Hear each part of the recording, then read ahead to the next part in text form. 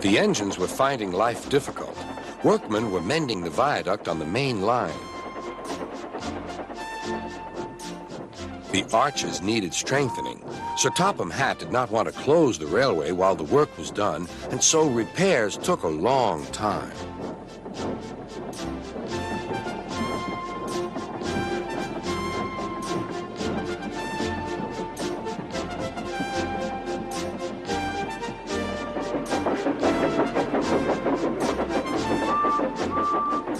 The engines had to take great care when crossing the viaduct, and the delay often made them late on their journey to the junction, where they knew Thomas would be ready to collect his passengers.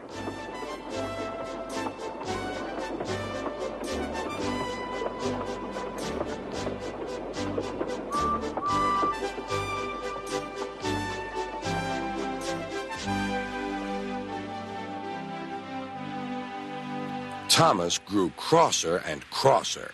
"Time's time," he grumbled. "Why should I keep my passengers waiting while Henry and James dawdle about all day on viaducts?" "Don't blame me," snorted Henry. "If we hurried across the viaduct, it might collapse, and then you'd have no passengers at all. What would you do then?" "Run my train on time, for one thing," retorted Thomas.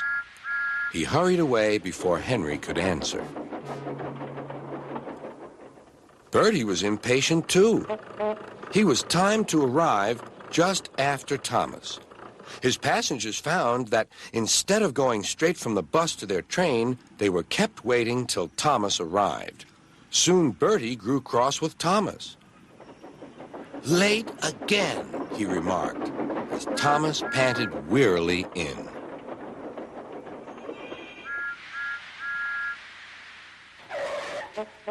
"We may be friends, but I thought you could go fast, Thomas.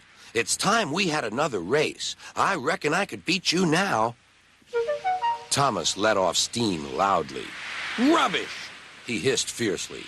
"It's those main line engines. They dither about on the viaduct, and they blame Sir Topham Hatt's workmen.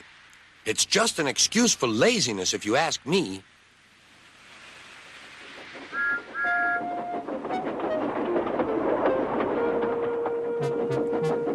One day, James was later than ever at the junction. "I'm sorry, Thomas," he puffed. "I was held up at the station, and the viaduct made it worse." "It's lucky for you I'm a guaranteed connection," grumbled Thomas. Before James could answer, he puffed importantly away. Come along," he panted to the coaches. Annie and Clarabelle did their best, but Thomas soon found that he couldn't save much time.